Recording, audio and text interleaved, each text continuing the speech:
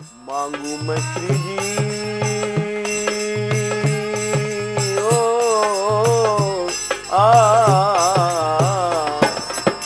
मांगू मैं श्री जी राधा रानी एक कृपा की नजरिया।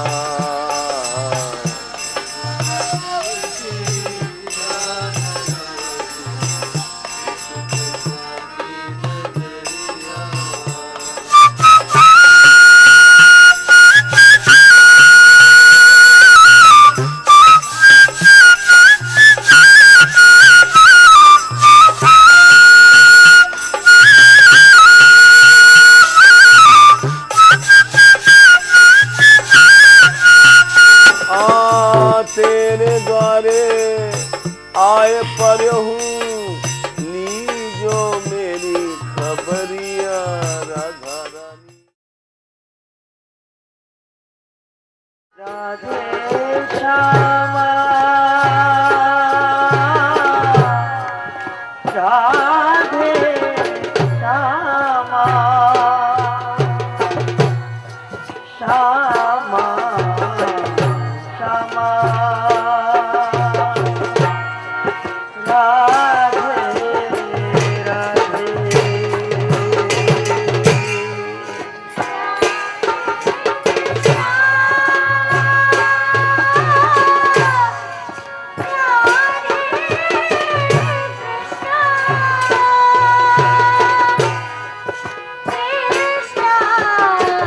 Krishna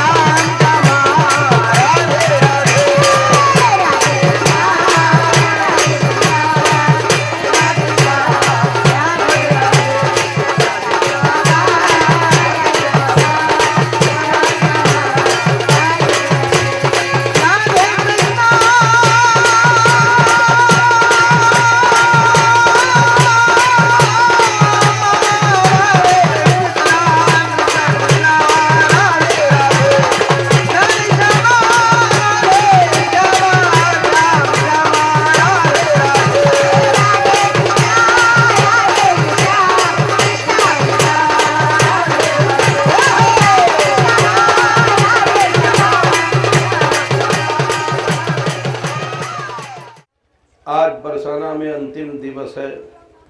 कल हम लोग एक नए पड़ाव की ओर जा रहे हैं। कभी नहीं जहाँ पड़ाव हुआ कमई में, महासखियों के 8 गांव में जाना है। हम लोगों ने इस बार प्रतिज्ञा किया था। इतनी अच्छी बातें हमारे संस्कृति में लिखी हैं, लेकिन आज हम लोग उससे अपनी संस्कृति से बहुत दूर चले गए। हमारे यहाँ वृक्षों की पूजा होती है, पीपल है, ये तुलसी है, ये आंवला एकादशी आंवला है।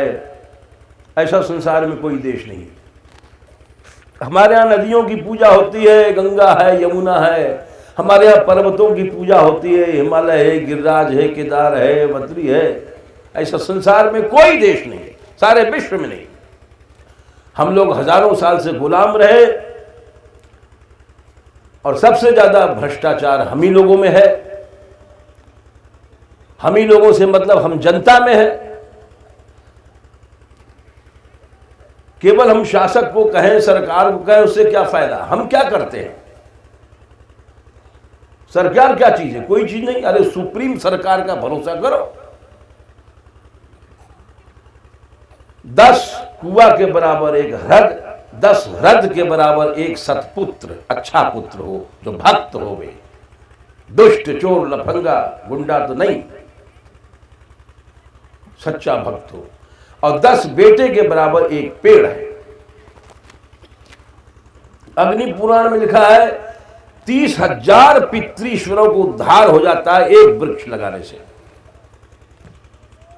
उसके बाद हम चल पड़े अपने शेड्यूल्ड हिसाब से मंगला में। लोगों ने कहा भी आप अभी मत जाइए, लोगों का सामान पड़ा है उल्टा सीधा। हमने कहा नहीं, तो चल पड़े। मंगला में भी बहुत सुंदर आनंद आया और उसके बाद में सभी स्थलों में गए। और फिर ये जब योजना आज बनी कि बड़े बड़े वृक्ष लगाए जाएं, इसे एक ही साल में ऐसा सघन बन जाए, गह्वर गहरा, जहाँ सूर्य की किरणें नहीं घुसती हैं, तो इससे हम समझते हैं कि हम ही क्या, आप सभी लोगों को प्रसन्नता भई होगी। क्योंकि ऐसा तो कोई भी निकृष्ट व्यक्ति नहीं है।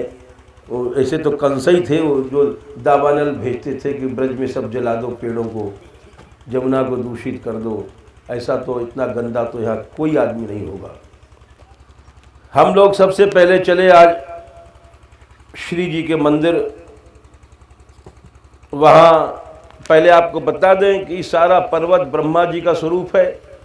ब्रह्मा जी ने एक बार 60,000 वर्ष तपस्या किया था कि गोपियों की चरण रज मिल जाए, उनको चरण रज नहीं मिली। 60 वर्ष सहस्राणि पुरा तप्तम मया तपः भक्त्यानंद ब्रजश्री नाम पाद रेणुपलब्धे। दोबारा उन्होंने तप किया सतयुग के अंत में कि भगवान का अवतार होने वाला है।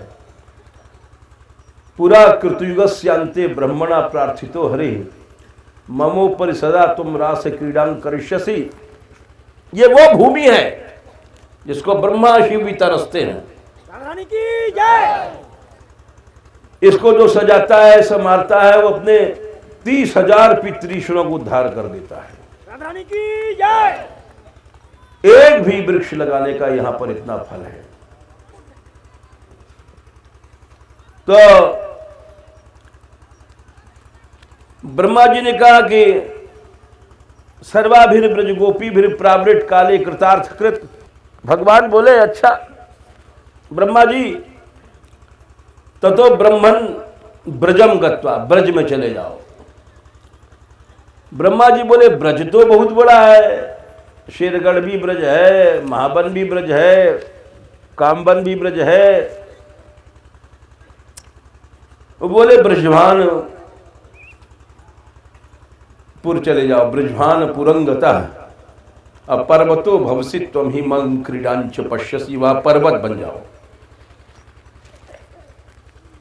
इन पर्वतों को बचाने का अभियान क्यों किया जा रहा है कि धार्मिक दृष्टि तो है ही है, इसके साथ एक बहुत बड़ी दृष्टि है। इनको भूधर कहा गया है। पृथ्वी को पकड़े हुए हैं, इसीलिए भूचालें नहीं आती हैं। आज जब से तोड़े जा रहे हैं, जगह जगह भूकंप बढ़ गए, 2-2 लाख 10-10 लाख आदमी मर जाते हैं। हमारे भारतीय संस्कृति में इनको भूधर कहा गया। भूधर माने पृथ्वी को पकड़े हुए हैं। जैसे आप कहते हो खूंटा गाड़ दो, खूंटा गाड़ दोगे तो भले बांस नहीं गिरेगा, वैसे परमात्मा की ओर से ही सब खूंटा गड़े हुए हैं। पृथ्वी को भूधर, महीधर इनका नाम है।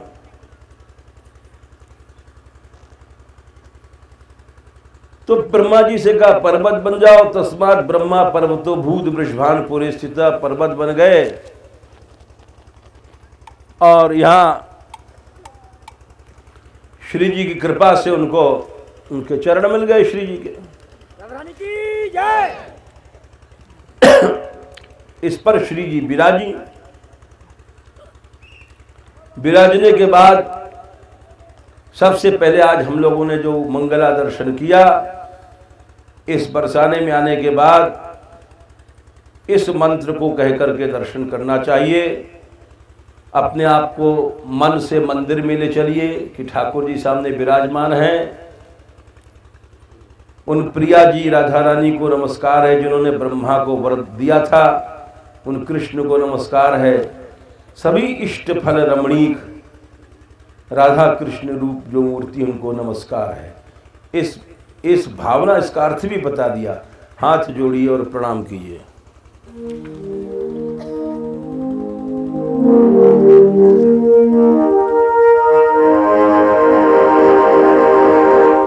नमः प्रियायै राधायै, नमः प्रियायै राधायै, नमः प्रियायै राधायै,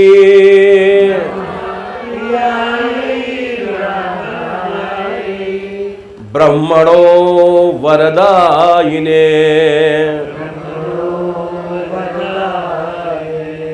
ब्रह्मणो वरदायिने,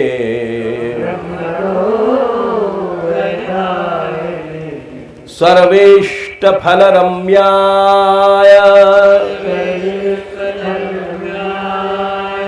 सर्वेष्ट फल रम्याय, राधा कृष्णाय मूर्तये, राधा कृष्णाय मूर्तये।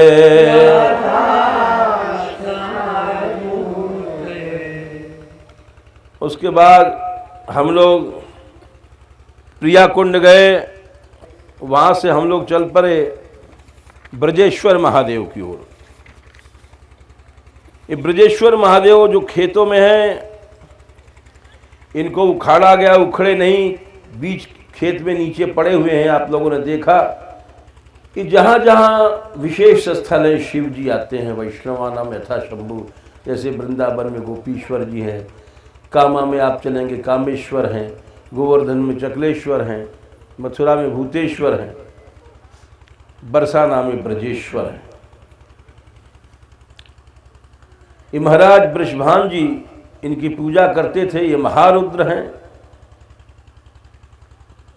गौरी तंत्र में ये मंत्र मिलता है बरसाने में जो ब्रजेश्वर महादेव का, हे ब्रजेश्वर आप महारुद्र हैं, ब्रजौघसाम माने ब्रजवासियों को शिव कल्याण के लिए हम आपको प्रणाम करते हैं। ब्रजेश्वर महादेव को ध्यान करके और फिर हाथ जोड़िए।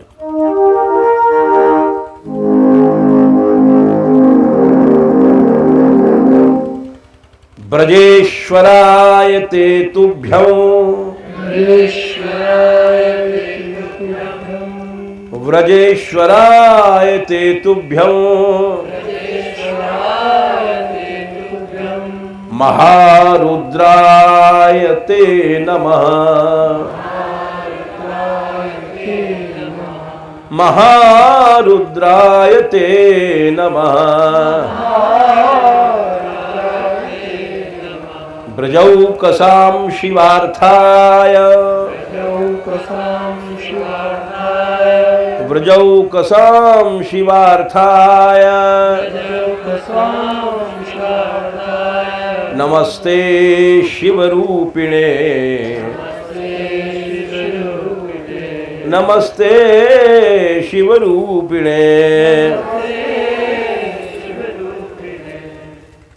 वहाँ से चल करके हम राबड़ी बन अकेले गए थे, 2-4 आदमी, क्योंकि बहुत छोटी जगह थी, वहाँ सब लोग नहीं जा सकते थे। वहाँ जाना इसलिए हमारा ज़रूरी था कि सब स्थल नष्ट हो रहे हैं, इनकी प्रामाणिकता भी आगे नहीं रहेगी कि यहाँ कोई ऐसा वन था। फिर वहाँ से पाड़ल वन हम आए, वहाँ जहाँ हमने वहाँ पद भी गाया, आपको लीला सुना चुके हैं। वहाँ से भानोखर आए, बृषभान सरोवर, जिसको देख के मन प्रसन्न हुआ, वो स्वच्छ किया गया। जल महल कितना सुंदर लग रहा था, ऐसा लगता था पहले भूत घर है, टूटे टूटे खंडहर, और वहाँ घुसने में भी डर लगता था। जल महल का ऐसा सुंदर उद्धार किया गया, श्री जी का जल महल था कि उसका सैकड़ों वर्ष तक उसकी सुरक्षा हो गई। तो बृषभान कुंड ये गोपराज बृषभान जी महाराज के द्वारा निर्मित है, और इसीलिए इसमें नहाने से ही किल्बिश माने पाप नष्ट हो जाते हैं। ऐसा विश्वास तभी हो जाता है जब स्वच्छ जल होता है। तो इसलिए बृषभान सरोवर का ध्यान करिए।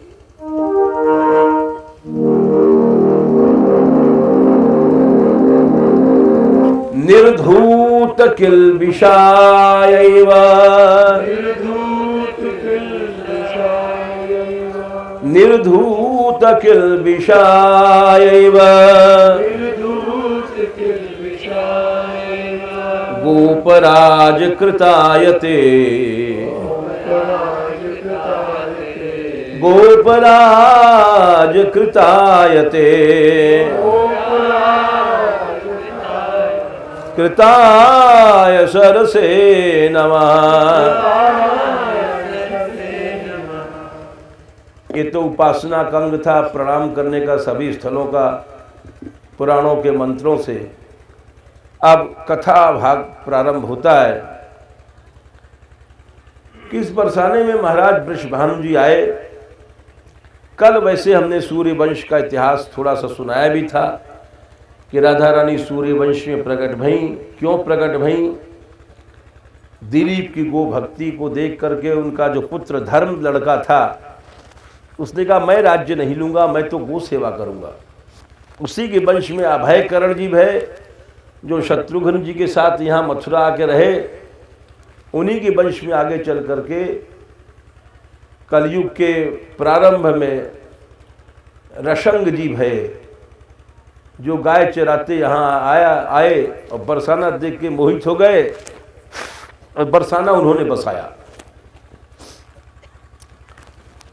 तो श्री जी क्यों प्रकट भईं? इस वंश में इतनी गो भक्ति थी, इसीलिए श्री जी प्रकट भईं। उनकी कथा ये है कि श्री जी की माँ पार्वती की माँ और सीता जी की माँ, ये तीनों बहनें थी। ये तीनों मौसेरी बहन भाई। राधा रानी की माँ का नाम था कलावती। आप कहोगे कि उस सतयुग में के प्रारंभ में मेनका जी, और फिर ये त्रेता में सीता जी, और द्वापर में ये इतना लंबा काल कैसे खिंचा, तो उसका हम कारण बता रहे हैं कि ये सब कथाएं बड़ी ही रहस्यमयी हैं। ये तीनों कन्याएं मानसी थीं, पितृश्वरों के मन से। ये मैथुन से पैदा नहीं भई थी, अति पवित्र कन्याएं थीं। मन से सृष्टि उन्होंने, मतलब मैथुन की सृष्टि नहीं, जैसे स्त्री पुरुष मिलते हैं। तो तीनों दिव्य बालाएं, तीनों दिव्य लड़कियां, इनका तेज बहुत बड़ा था। यदि आज वातावरण दूषित है, लड़के लड़की शुरू से बिगड़ जाते हैं। यदि कोई लड़की प्रारंभ से ही विषयों से दूर रहे तो उसका तेज इतना बढ़ जाता है कि उसकी हम कल्पना नहीं कर सकते, वो साक्षात देवी बन जाती है। तो तीनों ये कथा शिव पुराण में हमको मिली और पुराणों में नहीं है। आपको ग्रंथ का नाम भी बता दें, जिसको देखना हो देख सकता है। ना ये गर्ग संहिता में मिली, ना भागवत में, ना ब्रह्म वैवर्त में, ये शिव पुराण में कथा मिली। तो तीनों एक बार, तीनों बहनों में बड़ा प्रेम। अरे भक्ति जो करेगा उसमें प्रेम ही रहेगा। भक्तहीन जो होते हैं वही लड़ाई झगड़ा करते हैं, उनका दूषित विचार रहता है, लड़ना झगड़ना आलोचना करना। जिनमें भक्ति नहीं होती है, भक्त तो सदा सहिष्णु होता है। तीनों में बड़ा प्रेम था, एक साथ तपस्या करती थी और तीनों गई एक बार श्वेत द्वीप में श्वेताधिपति महानारायण के दर्शन करने। तो वहां जब तीनों गईं तो भगवान नारायण देख करके बड़े मुस्कुराए, प्रसन्न भय, और प्रणाम करके जब चलने लग गई तो उन्होंने बैठाल दिया। बोले अभी बैठिए आप लोग कुछ देर। बैठ गई वे, क्योंकि कोई रहस्य की बात होगी। बात तो रहस्य की थी। उतनी देर में सनकादिक आ गए दर्शन करने, जिन्होंने जय विजय को शाप दिया था, भगवान की इच्छा से दिया था। जब ही भगवान का अवतार हुआ, नरसिंह अवतार, वराह अवतार, सनकादिक आए। ये अपने आनंद में भगवान के दर्शन में मस्त रही, उठी नहीं। दर्शन जैसे कोई श्रेष्ठ पुरुष आता है तो उठना चाहिए, और भगवान की इच्छा थी और क्या। सनकादिक ने शाप दे दिया, अरे तुम तीनों शिष्टाचार भी नहीं जानती हो, तुम तीनों जाओ मनुष्य योनि में जाओ। जैसे जय विजय को तो शाप दिया था तुम जाओ असुर बनो, लेकिन असुर नहीं कि दिव्य कन्याएं थी, इनसे तो महाशक्तियां प्रकट होंगी। तो उसमें तीनों ने कहा ठीक है, स्वीकार कर लिया। जो रत्नमाला जी थी उनका विवाह जनक जी से हुआ, और मेनका का विवाह हिमालय जी से हुआ। हिमालय जी से पार्वती जी प्रकट हुई, महाशक्ति दुर्गा जगदम्बा। उनकी मां बनने का इनको सौभाग्य मिला। और उसी तरह से रत्नमाला जी से सीता जी प्रकट भई, जगत जननी सीता। उसके बाद इनका नंबर आया कलावती जी का। इनका विवाह सुचंद्र महाराज सुचंद्र से हुआ था, राजा इंद्रिक के पुत्र, राम जी से बहुत पहले। ये बड़े चक्रवर्ती सम्राट थे, बहुत बड़े सम्राट थे, सारे विश्व में इनका राज्य था। आज भी सारे विश्व में हिंदू संस्कृति के चिन्ह मिलते हैं, ऐसे बहुत से हमारे पास प्रमाण भी हैं। शिवलिंग आदि अनेक मूर्तियां सारे संसार में मिलती हैं। वहां पर इतने बड़े राजा होकर के इन्होंने त्याग दिया कि अब तपस्या करना है हमको। मनुष्य शरीर इसलिए नहीं मिला है कि हम फिर मरे और कुत्ते बिल्ली गधे बने 84 लाख योनि में। ये राज्य वाज्य तो कुछ नहीं है, ये तो एक सपना है सब संसार का। वो सब राज्य वैभव छोड़ करके तपस्या करने चले। तो जो परम सती कलावती जी बड़ी सती थी। अरे भाई सती तो होंगी, अयोनिजा पैदा भई और तीनों कुंवारी रही, उनका ब्याह का मन ही नहीं था। वो शाप दे दिया गया, उस शाप के कारण इनको यहां बनना पड़ा। तो कलावती जी बोली कि आप जब तपस्या करने जा रहे हैं तो मैं भी चलूंगी, मैं तो यहां नहीं रह सकती हूं।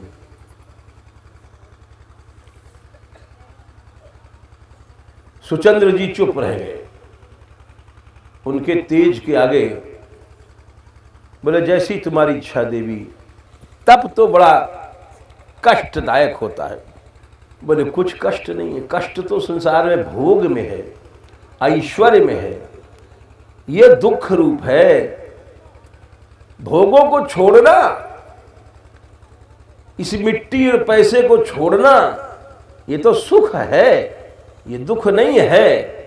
ये तो कोई कोई छोड़ता है, बाकी सारे लोग इस मिट्टी के लिए मर जाते हैं और उस मिट्टी में आसक्ति करके मर के फिर मिट्टी बन जाते हैं। आप हमसे क्या कहते हो? चुप हो गए राजा सुचंद्र जी। बोले ठीक है तो तुम चलो, तो तुम्हारा ऐसा विचार है। छोड़ दिया उन्होंने। छोड़ने के बाद वे नैमिषारण्य में गए, गोमती तट पर, और तपस्या प्रारंभ कर दिया। दिव्य 12 देवताओं के वर्षों तक उन्होंने तप किया और ऐसा तप किया कि उनके शरीर पर दीमक चढ़ गई। सुचंद्र जी के एक खून मां सब दीमक खा गई, चाट गई। ब्रह्मा जी आए दिव्य हंस पर बैठ करके। उन्होंने देखा कि एक दीमक का पिंड है, न हड्डी है न मांस है, लेकिन तप की शक्ति से इसके भीतर जो सुचंद्र हैं, वो तपस्या का तेज बढ़ रहा है, वो जीवित हैं। शरीर तो नहीं है उनका, हड्डी मांस सब दीमक खा गई।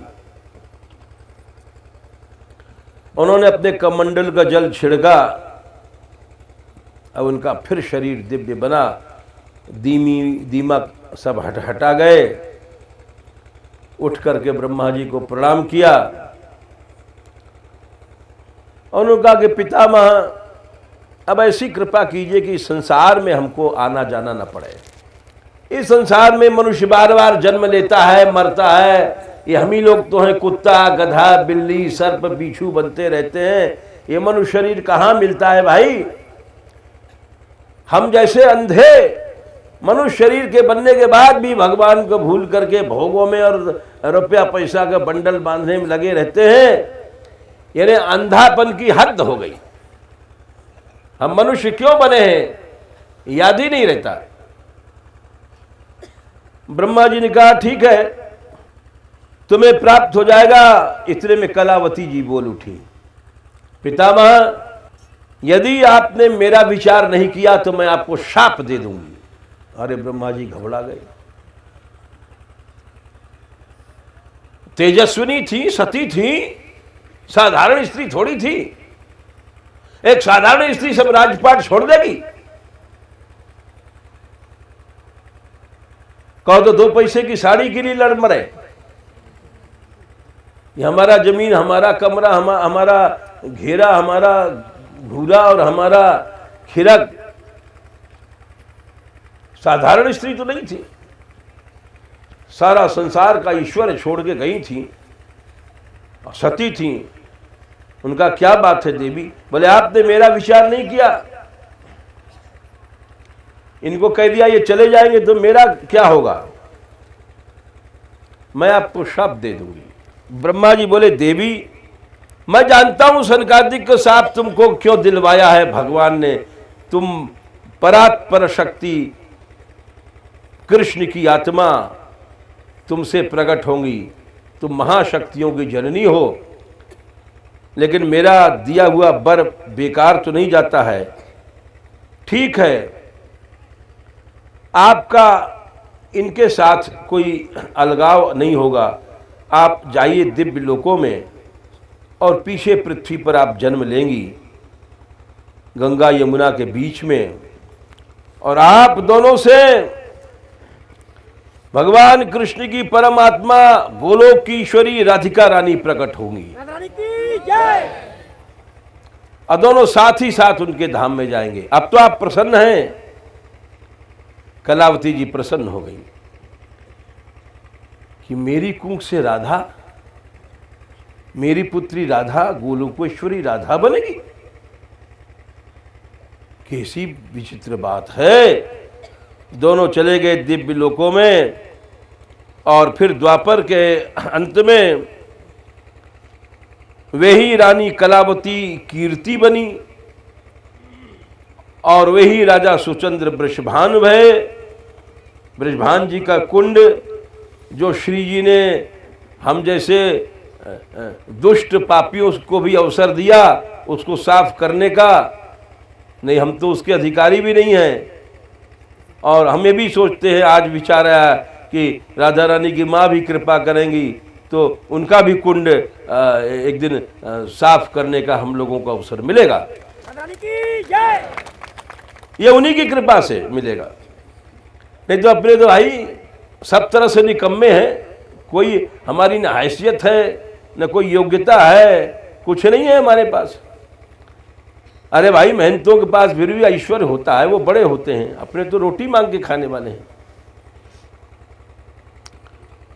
तो बोले ठीक है। पुराणों के अनुसार कन्नौज में राजा भलंदन थे, निरंतर यज्ञ करते थे, निरंतर यज्ञ करते थे, आराधन करते थे। दिन रात आराधना करनी चाहिए। देखो हजारों आदमी यात्रा में चल रहे हैं, लेकिन कीर्तन कितने आदमी करते हैं आप स्वयं आंख खोल के देख लीजिएगा, बहुत थोड़े आदमी करते हैं। तुम स्वयं सोचो आराधना कितनी कठिन चीज है। घर छोड़ के आए, अपना अपना घर छोड़ा, बार छोड़ा, फिर भी लोग बात करते हैं, हमें दुख लगता है। इसलिए मैं अंडरग्राउंड हो जाता हूं, नीचे चला जाता हूं तख्त के नीचे, क्योंकि बार बार टोकूंगा तो सबको बुरा लगेगा। अगर किसी को फटकार दूं तो अच्छा नहीं लगता बार बार। लेकिन आराधना के लिए निकले हो, आराधना करनी चाहिए। हम जन कितनी यात्राएं हो चुकी, हजारों आदमी, लेकिन सबसे कहते हैं थोड़े से कीर्तन करते हैं, बाकी सब लोग नहीं कर पाते हैं। इतना सुंदर वातावरण में भी नहीं कर पाते हैं, तो फिर तुम कहां करोगे। होश में आ जाओ, नियम बना लो, चाहे 15 मिनट करेंगे, अरे भाई 5 मिनट करोगे, लेकिन यहां भगवान नाम की हाजिरी दो। हम जब कहते हैं हमको तुम्हारा पैसा नहीं चाहिए, रुपया नहीं चाहिए, केवल भगवान नाम चाहिए, फिर भी तुम ऋणी होकर के जाना चाहते हो, कर्जदार होकर के जाना चाहते हो, तुम 5 मिनट भी कीर्तन नहीं कर सकते। आराधना करना चाहिए, भलंदन जी से शिक्षा लेनी चाहिए। निरंतर यज्ञ करते थे। एक दिन उनके यज्ञ कुंड में चमत्कार हुआ, यज्ञ कर रहे थे, अचानक ऋत्विजों ने, यानी तो अपने पुरोहित समझ लो, बोले महाराज भलंदन, हाँ ये तो यज्ञ कुंड में एक अद्भुत तेज प्रकट हो रहा है। बोले कैसा महाराज। बोले देखिए यज्ञ कुंड से ऐसा तेज निकलता आ रहा है, बढ़ता जा रहा है, ऐसा बढ़ता जा रहा है, करोड़ों सूर्य चंद्रमा के बराबर। देखो ना, तो देखा अरे यज्ञ कुंड से बड़ा तेज प्रकट हो रहा है, बहुत तेज। देखने लग गए सब, आखिर में वो तेज निकलते निकलते एक कन्या के रूप में बन गया। वो जो कन्या थी वही रानी कीर्ति थी, जो यज्ञ कुंड से पैदा भई थी, न राधा रानी की मां थी। वो कन्या बड़ी भई, जैसे पालन पोषण होता है। अब महाराज भलंदन जी को चिंता भई कि इस लड़की का ब्याह कहां करें।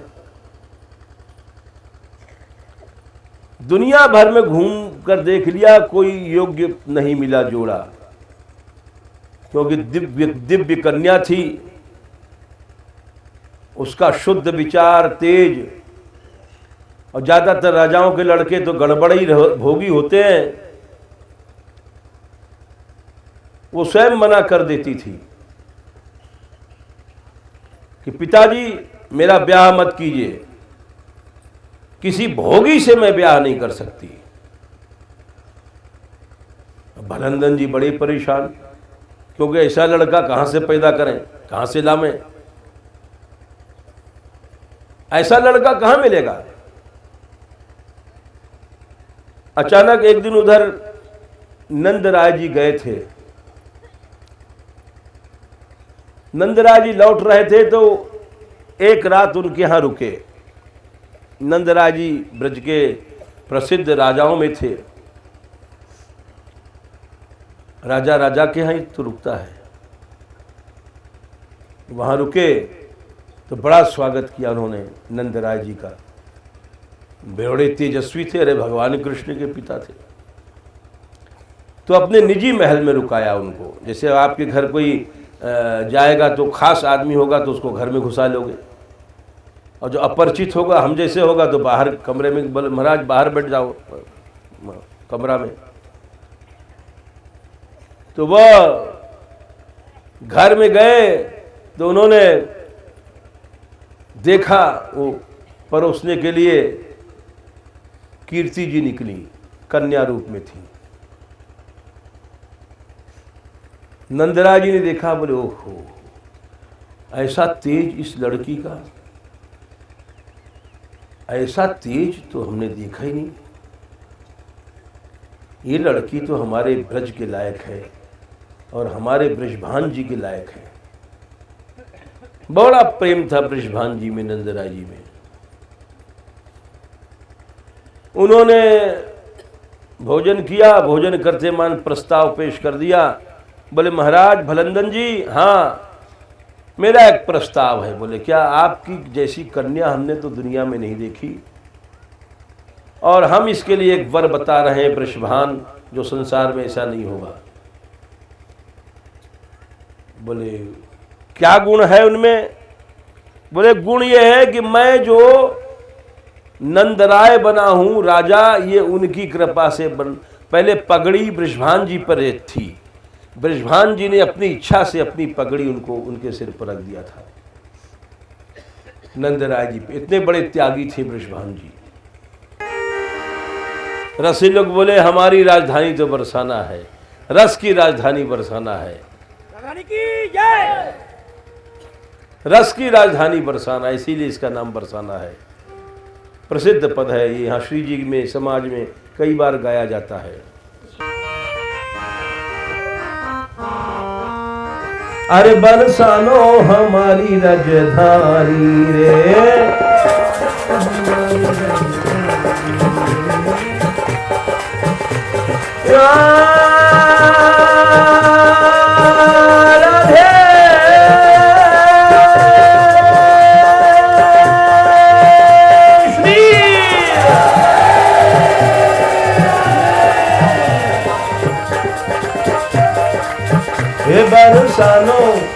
हे बरसानो हमारी राजधानी रे।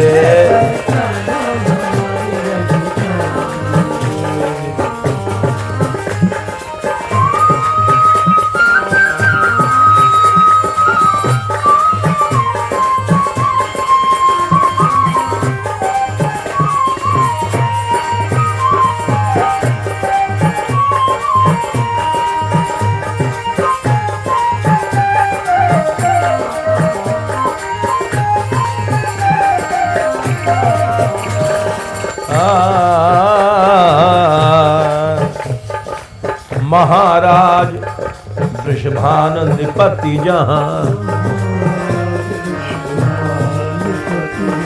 महाराज राजा वृषभान जैसे हैं, बड़े उदार हैं, और कीरतिदा शुभ रानी रे,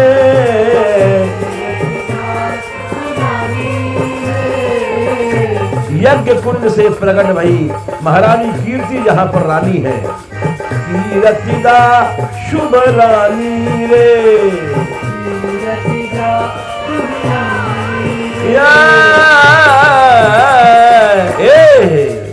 फिर बरसानो हमारी राजधानी रे।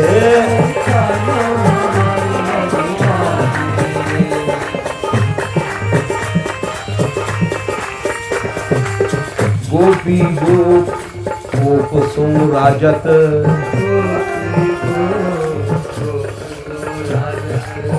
बोलत मधुरी बानी रे,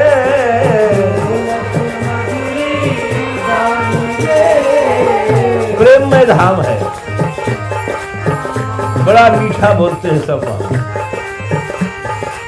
और राधा रानी रसिकों की मुकुटमणि है। वेदों में पुराणों में जिनका वर्णन किया गया वो वहां प्रकट होती हैं। रसिक मुकुटमणि कुंवारी राधिका,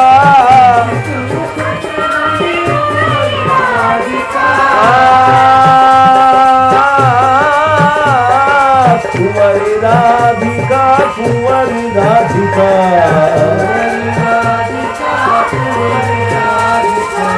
वेद पुराण बखानी रे,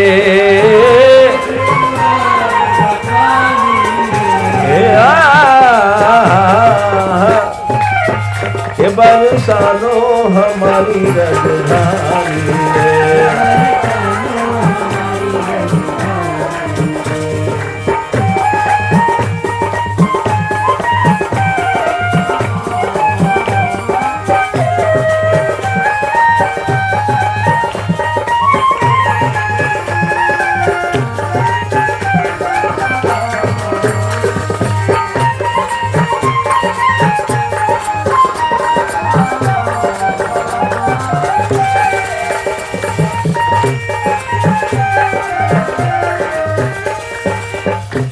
साकरी मोहन ढूक्यो, ढूक्यो माने छिपना। ये लीला हमने खोर साकरी में सुना दिया है, छिपने की। खोर साकरी मोहन ढूक्यो,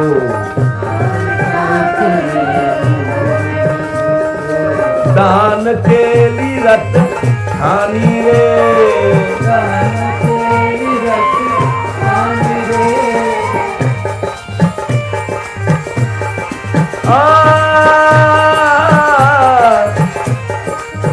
जाके दिव्य स्थल गहवर बन, गहवर गिरी बन बीथिन बिहरत,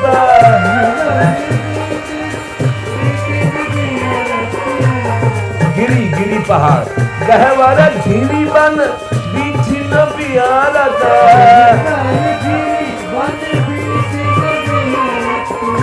ये गहवर वन साक्षात उनकी राधा रानी की बिहरने की स्थली है।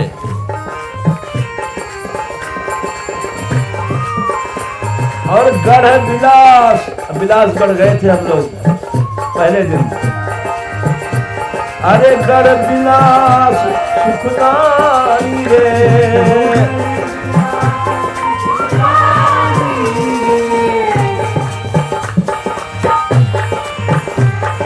फिर बरसानो हमारी राजधानी रे।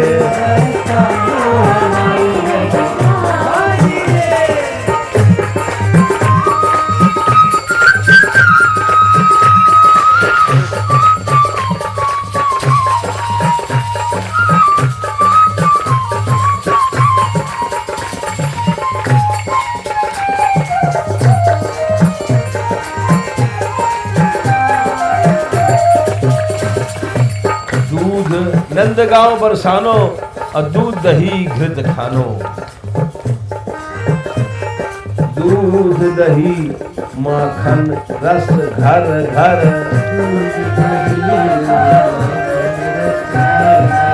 रसना रहती लुभानी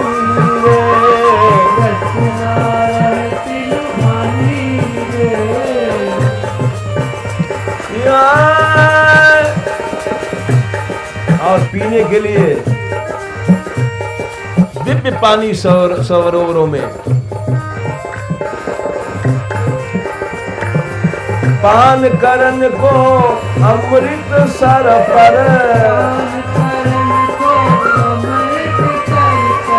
भानो खर को पानी रे,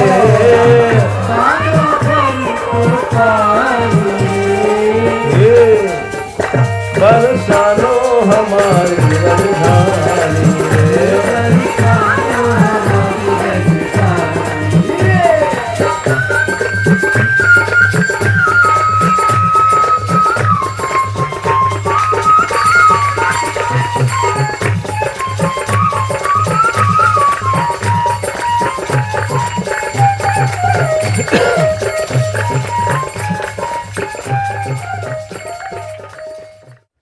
राधा रानी और श्री कृष्ण का बरसाने में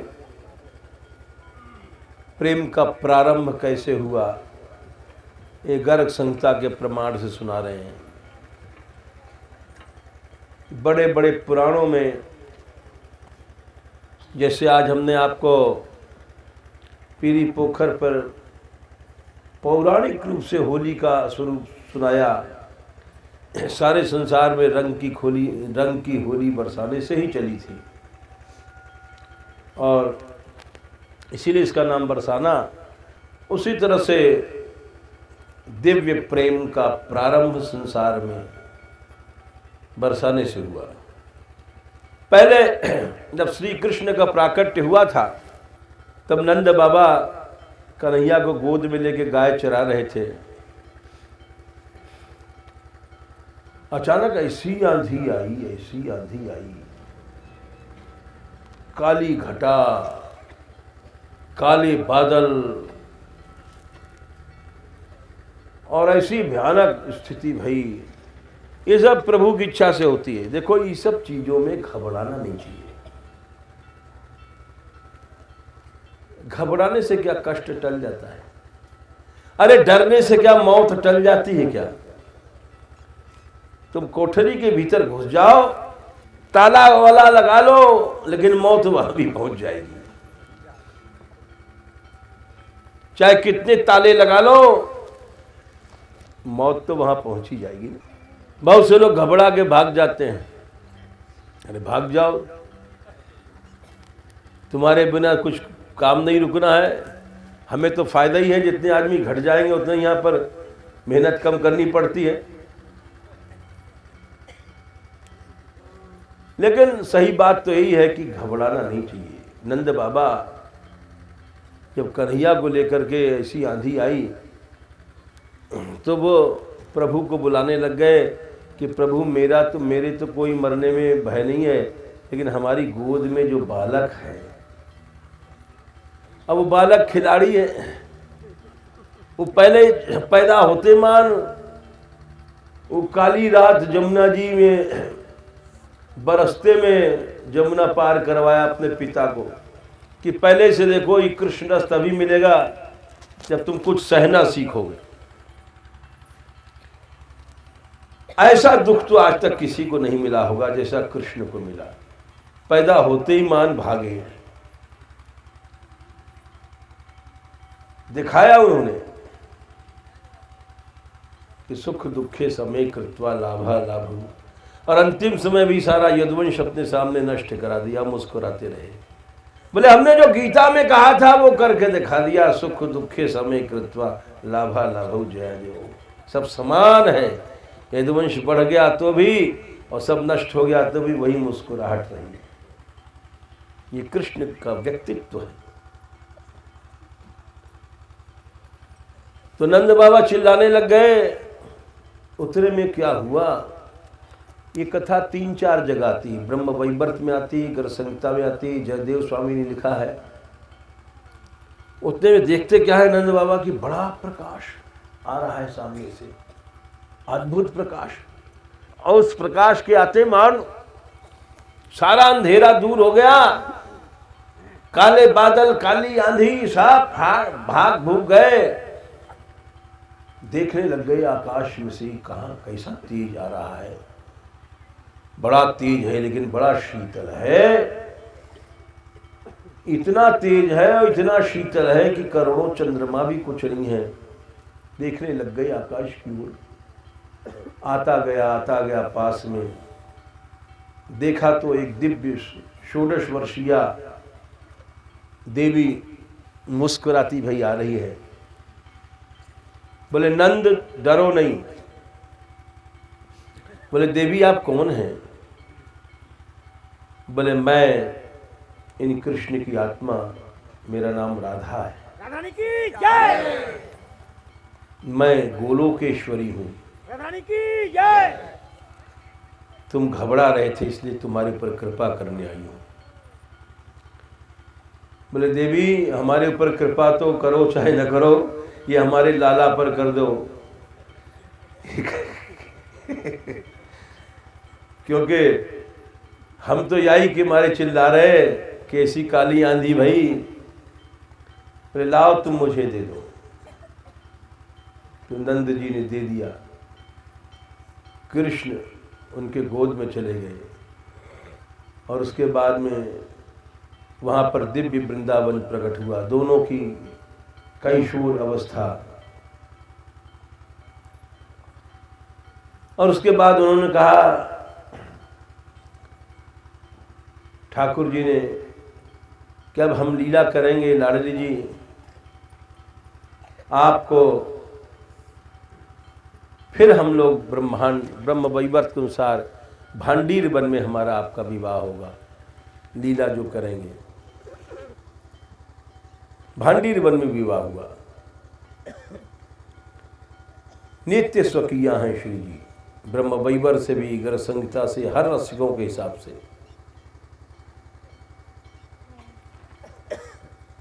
तो वो विवाह के पहले श्री जी को व्याकुलता भई कि श्री कृष्ण अभी तक नहीं आए। तब तक आकाशवाणी भई, हे कल्याणी आप चिंता नहीं कीजिए, शीघ्र ही वृंदावन में आप दोनों का मिलन होगा। नारद जी सुना रहे राजा बहुलाश्व को। एक दिन यहां बरसाने में 8 सखियां हैं, लेकिन मुख्य ललिता विशाखा हैं। वे गईं और श्री जी से बोली, हे लाडली,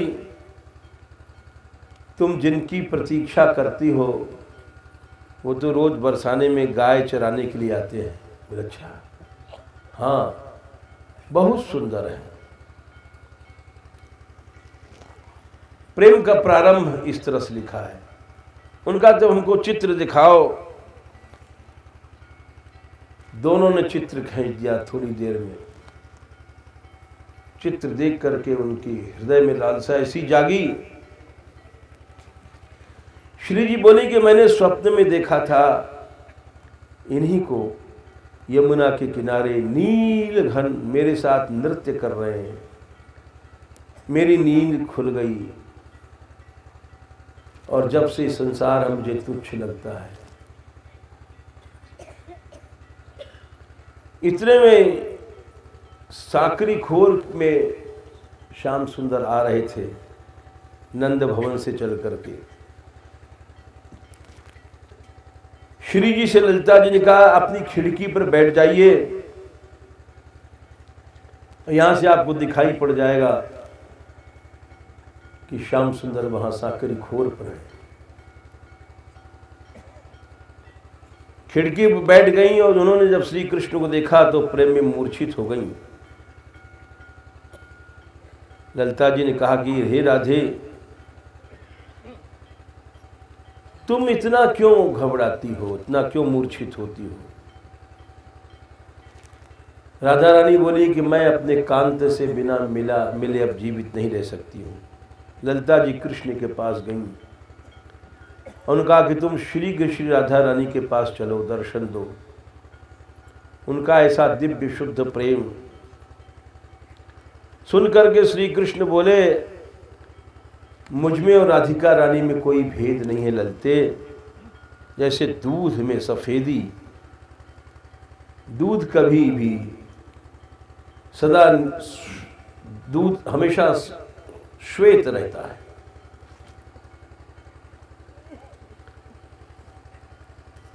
जो लोग मुझ में और उनमें अंतर करते हैं उनको संसार में कोई सिद्धि नहीं मिलती है, कितना भी तपस्या कर लें। जो मुझ में उनमें फर्क करता है वो काल सूत्र नरक में जाता है। ये राधिकायाम मई केशवे मनाक भेदम न पश्यन्ति ही दुग्ध शैवल्य शौक्ल्यवत तैव ते ब्रह्मपदम प्रयांति।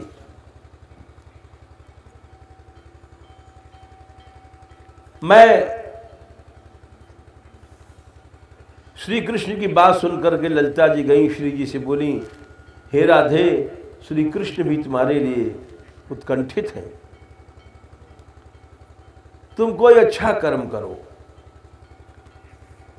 गर्गाचार्य जी से सुन करके उन्होंने एकादशी की बड़ी महिमा बताई और वो श्री जी ने किया। एकादशी देवी प्रकट होकर के तुलसी देवी राधा रानी को अपने गोद में भर लेती हैं, उनका मुख चूमती हैं। ये सब श्री राधा रानी की शक्तियां हैं, लेकिन लीला दृष्टि से। बोली, हे कलावती कुमारी, शीघ्र ही तुम्हें श्री कृष्ण की प्राप्ति होगी। उसके बाद एक दिन श्याम सुंदर बरसाने आए, एक दिव्य गोपांगना का रूप बना करके आए। इतनी सुंदर गोपी, पांव में नूपुर झनकार, कमर में कौंधनी, अंगुलियों में अंगूठियां, कंगन, बाहू में भुजबंद, गले में मोतियों का हार, माथे पर शीश फूल, बेणी, नासिका में मोती, नथ। ऐसी सुंदर छवि। महाराज बृषभान के यहाँ 4 दरवाजे थे, चारों पर हाथी झूमा करते थे और बहुत से ग्वाल बाल बंशी बजा रहे थे। युवती का रूप बना करके कृष्ण अंतःकरण में, वहां अंतःपुर में गए। बड़ा सुंदर, जहां राधा रानी विराज रही, रानी की जय। सहचरियां राधा रानी के गुण गा रही, राधा राधा नाम कीर्तन कर रही थी। रानी की जय। बड़ा सुंदर उपवन था, दिव्य पुष्प थे, दिव्य वृक्ष थे। हर व्यक्ति को ये देखो वृक्षों का वर्णन मिलता है, इनसे हमको जीवन शक्ति मिलती है। वृक्ष प्राण है। जीना चाहते हो तो वृक्षों को लगाओ अपने अपने घरों में जाकर के। सारे हिंदुस्तान की नहीं, सारे विश्व की सेवा होगी इससे। तुम देश की सेवा कर सकते हो, करना चाहो। ज्यादा नहीं कर सकते तो तुलसी का पौधा लगा लो। अगर तुम्हारे शहर के रहने वाले हो, वहां अगर तुम्हारे पास जमीन नहीं है तो एक तुलसी का पौधा लगा दो। उससे तुमको प्राण शक्ति, जीवन शक्ति, तुम्हारा सारा घर सुंदर हो जाएगा। यहाँ बड़े बड़े पुष्पों का वर्णन आता है। राधा रानी के उपवन में दिव्य वृक्ष लहरा रहे थे। इतने इतने आश्रम वृंदावन में बन रहे हैं, लेकिन कोई पेड़ नहीं लगाता। नाम रख देते हैं निकुंज भवन, माधव निकुंज, राधा निकुंज। अरे राधा निकुंज में बीम पड़ रही है सीमेंट लोहे की, और नाम तुम निकुंज रखते हो। ये कैसा धोखा है। निकुंज तो फूलों से, फलों से, लताओं से होती है। ये सीमेंट की निकुंज कैसे बन गई? अरे कुछ तो उसमें हम तो वृंदावन जाते हैं तो कहते हैं भाई तुम पेड़ नहीं लगा सकते तो प्लास्टिक की लताई लटका दो। एक प्लास्टिक का चला है, आपने नहीं देखा होगा शायद, प्लास्टिक की लताएं चली हैं, उसमें सदा हरी भरी बनी रहती है और उसमें पानी वानी नहीं देना पड़ता, तो उसको छतों से लटका दो, मालूम तो पड़े निकुंज है। राज मंदिर में उस दिन राधा श्री जी ने केसरिया रंग की साड़ी पहन रखी थी और घूम रही थी। जो सांवरी सखी ने श्री राधा रानी को देखा और राधा रानी के तेज से जितनी गोपियां सब फीकी पड़ गई थीं, राधा रानी ने देखा इतनी सुंदर, इतनी सुंदर। उस सांवरी को बैठाला अपने सिंहासन के पास। राधा बोली कि हे सुंदरी, तुम्हारा नाम क्या है? तुम्हारा जैसा रूप तो हमने कभी देखा ही नहीं। तुम जैसी सुंदरी यहाँ ब्रज में रहती हो, ब्रज धन्य हो गया। तुम्हारा रूप तो कृष्ण के रूप से मिलता है, इसलिए मुझे तुम प्यारी लगती हो। मैं तुमको यहीं रखना चाहती हूँ, जैसे भाभी नंद को प्यार करती है। ये उस जमाने की बात है, आजकल की नहीं। आजकल तो घर घर में प्यार ही नहीं है। श्याम सुंदर बोले मेरा नाम गोप देवी है। उत्तर दिशा से मैं आई हूं, तुम्हारा जैसा बरसाना है राधे, ऐसे तो इंद्र की पूरी भी नहीं होगी। इतने वृक्ष, इतने सुंदर। दोनों गीत गाने लग गए। गोप देवी मिली कि मैं यहां से अब जा रही हूं, नंद नगर दूर है, सवेरे आऊंगी। श्री जी की आंखों से आंसू बहने लग गए, इतनी सुंदरी। बोले राधा रानी मैं आऊंगी, चिंता न करो, और वे वहां से चले गए। दूसरे दिन फिर पहुंचे बृषभान भवन में। श्री जी बोली मैं तुम्हारे बिना सो नहीं सकी, तुम तो हमारी ननंद जैसी लगती हो, जाने क्या हो गया, तुम्हारे बिना मैं जीवित नहीं रह सकती हूं। राधा रानी बोली तुम उदास क्यों हो? बोले हमें बड़ा कष्ट है। बोले यदि तुमको कष्ट किससे है? यदि तुमको कष्ट देने वाला कृष्ण भक्त या ब्राह्मण है तो मैं नहीं बोलूंगी, नहीं तो ब्रह्मा भी होगा तो उसको दंड दे दूंगी। रानी की जय। तुम यहीं पर भवन रहो मेरे पास। गोप देवी बोली राधे तुम हमारा कष्ट दूर नहीं कर सकती। बोले क्यों? बोले बरसाने में सांकरी गली है। बोले हाँ है। एक दिन मैं आ रही थी तो नंद के लाला ने मुझको मार्ग में रोक लिया। उसके हाथ में बंशी थी, उस नंद लाला के हाथ में। बड़ा निर्लज्ज था वो। हे राधे, उसने मेरा हाथ पकड़ लिया। बोला इतना धृष्ट, इतना ढीठ कि मुझे दान दे दो दही का। मैंने कहा क्यों? बोले कर लगता है, टैक्स लगता है।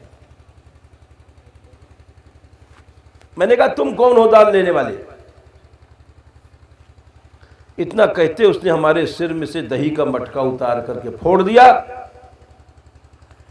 मेरी चादर उतार लिया और नंदगांव की ओर भाग गया। जात का ग्वाला, काला कलूटा, न रंग न रूप, न धनवान, न वीर, न सुशील, न सुरूप। लगी वो कृष्ण की निंदा करने। और ये घटना सांकरी खोर में भई। भाज गयो मेरो भाजन पोर,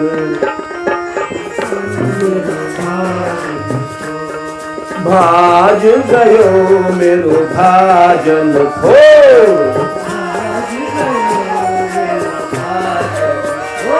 मेरो भाजन फोर, मेरो भाजन फोर,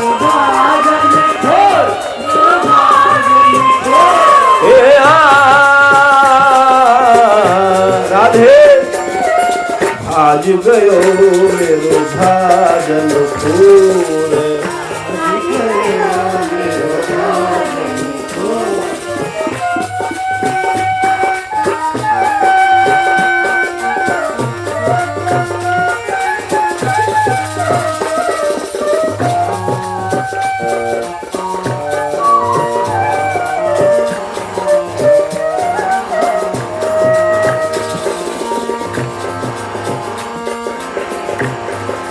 कहन कहूँ मैं सुनोरी सखियों,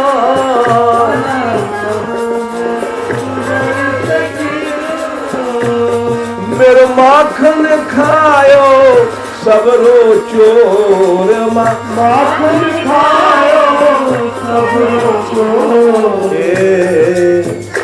तेरी भाज गयो, भाज गयो, आहा भाज गयो मेरो माखन चोर। भाजन भाजन फोर, भाजन फोर, भाजन फोर मेरो भाजन फोर।